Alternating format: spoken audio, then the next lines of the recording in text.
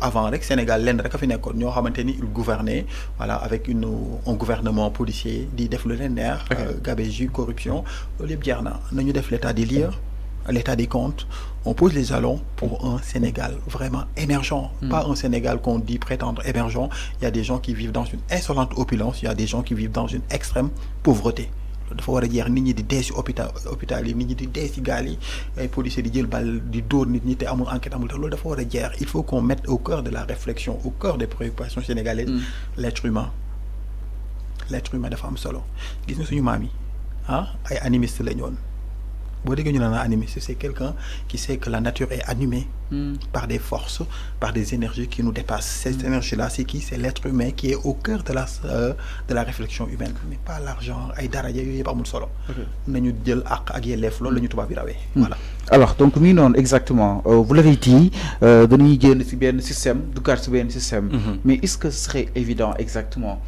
parce que tout le temps dañ leen di poser yéen lan mooy système bi lan ngeen wooy système yéen waa Pastef système bi mooy le Sénégal a été créé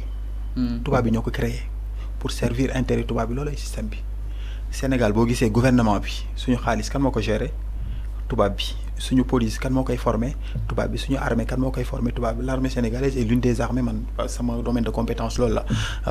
affaire de milieu dans le domaine étude de défense politique de sécurité loolu laa jàng mais boo xoolee ñun suñu armée yi amuñu sax yenn genre autonomie parce que ñoom en fait armée sénégalaise c'est l'une des armées les plus professionnelles en Afrique surtout en Afrique de l'Ouest c'est l'une des armées les plus aguerries mais le problème qui se pose c'est que ñun suñu armée yi dañ leen a formé de telle sorte que armée sénégalaise dafa mel ni genre auxiliaire de l'armée française xam nga li wax genre auxiliaire fi mu ne nii ñun ñaanuñu ko yàlla bu benn conflit majeur amoon à travers le monde par rapport à accord de défense yi ñu signé ñun on va être toujours des tirailleurs c'est-à-dire une auxiliaire de l'armée française c'est ça qui n'est pas normal voilà conflit yi nga gis nii rek Sénégal yi di fa intervenir yëpp ce sont des conflits par procuration yoo xamante ni de la sous-traitance yoo xamante ni Sénégal moo koy def pour tubaab bi donc loolu noonu yëpp c'est en rapport avec le système Sëñ Fallou loolu yëpp dafa war a changer on doit créer un Sénégal boo xamante ni c'est pour les Sénégalais mais pas un Sénégalais qui répond aux exigences des grandes multinationales loolu amul sens créons un Sénégal qui répond aux exigences des Sénégalais mais pas ay ñoo xamante ni du ñuy Sénégalais. alors tout en espérant que si exactement donc mi ngi noonu par rapport ak li nga xam ne que moo di liggéey ne si rapport yi ñuy xaar bu 2022 bi ak 2023 bi donc li nga xam ne que moo di 2021 bi nag mu daal di épingle ñu bëri alors avant la publication justement des rapports nga nekk si administration des affaires Ousmane Sonko indi benn code de conduite si li nga xam ne que moo di administration yi maanaam jàpp na ni administration moo war a mën a développer li nga xam ne que moo di dëkk dem sax ba horaire bi ñu daal di koy yéegal li nga xam ne que moo di 8 heures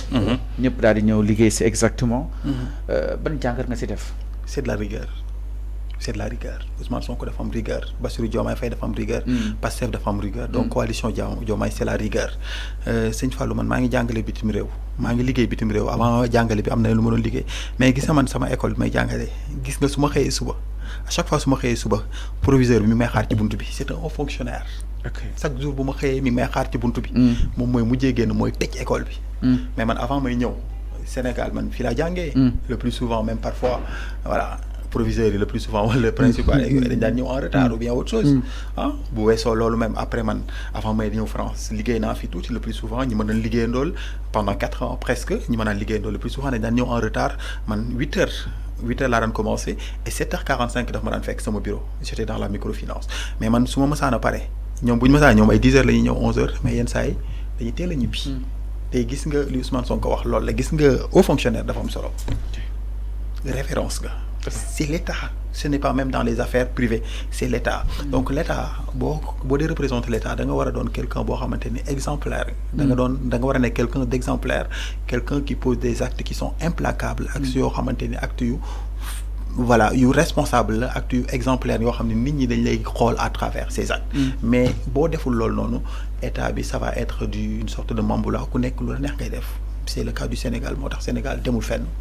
voilà parce que les gens ne sont pas sérieux ne sont pas rigoureux il faut un nouveau paradigme le président Ousmane Sonko wax le premier ministre Ousmane Sonko li mu wax ak le président Diomaye on est sur une bonne dynamique il faut continuer dans ce sens. Mais est-ce qu'on est préparé à ça exactement quand on s'explique mooy fii Sénégal il y a beaucoup d'entraves pour dem xëy problème de transport et tant d'autres Oui. Donc, est-ce que boobu de système exactement le Sénégal est préparé à ça? Alors sëñ sûrement Fallou dina am ay retard. sëñ Fallou gis nga lépp du tubaab bi rek du Sénégal rek gis nga fee tubaab fee ne France damay dégg ñuy tooñ tubaab bi di leen naan vous êtes les 007. C'est-à-dire zéro motivation. Zéro projet et 7 kii nu mu tuddati 7 pauses café. 007. Donc nit ci boppam moo mel noonu comme il y a un grand théoricien des organisations qui s'appelle Frederick Winslow Taylor. Taylor il a dit que donc l'homme est caractérisé par une flânerie naturelle maanaam comme de la paresse. Il faut le plus souvent l'imposer à travailler gis nga tubaab bi que ça soit muy chinois yeeg yëpp ñoom ñëpp am problème boobu noonu flânerie mais il y a des règles yi dañ koy poser te règle bu ñu ko poser il faut que nga respecter ko. gis nga sénégalais yi nekk bitim réew fu ñu nekk les gens ont beaucoup de respect pour les sénégalais ndax dañoo respecter seen liggéey ndax xam nga moo tax bitim réew boo fa ñëwee dañ lay tegal ay règles yu leer yu rigoureux dañ koy respecter fii nii gis nga sénégalais yi liggéeykat lañ tegal leen nu mu tuddati tegal leen ay règles yu leer. Non seulement nga tegal leen ay règles yu leer yu am rigueur mais yow mi nga xamante ni yaay jiite tamit nga doon un exemple. Vous ne pouvez pas dire que da ngay poser ay actes alors que yow nekkoo exemple maanaam tu es corrompu. doo ñëw kii nu mu tudd doo ñëw heure ba pare nga bëgg ñi nga xamante ne ñoo nekk sa ginnaaw suivre la logique c'est impossible il faudra faire avec les Sénégalais vont suivre et le Sénégal s'en sortira. Les administrations yi. Alors gestion bi nga xam ni itam jël na ko di li nga xam ne que moo di pointage bi. et tant d'autres. Pour yow amul benn lu si dur wala kon amul benn lu si saf mais c'est la règle normale des choses. Mais c'est le normal des choses parce qu'en fait le problème qui se pose c'est que avec le projet PASTEF les Sénégalais sont devenus de plus en plus de vrais citoyens. Un citoyen c'est quelqu'un qui est très exigeant. Un citoyen boo xoolee ñun le plus souvent avant on était des sujets d'un système c'est-à-dire que sujet le plus souvent tu as que des devoirs. Mais nous on est devenus ce qu'on appelle des citoyens. Un citoyen c'est quelqu'un qui a des devoirs mais aussi qui a des droits. Donc différentes choses yooyu ñoom ñoo lay permettre yow il faut que nga respecter ce qu'on appelle moom mooy sa réew. Il faut que nga bëgg sa réew pour nga respecter sa réew nga bëgg sa réew à travers yooyu noonu moom mooy permettre réew mi mënta développer mais tant que defuñu loolu affaire yi du changer tey man j'ai totalement confiance aux Sénégalais que les Sénégalais vont suivre et les choses vont s'arranger et le Sénégal sortira cette situation bii nga xamante ne nekk nañ nga xam ne Sénégalais yi sonn nañ trop pauvreté absolue. Voilà jeunes yi amatuñ benn perspective donc Ousmane Sonko avec le projet PASTEF président Diomaye jaay nañ leen projet bi jeunes yi xeex nañ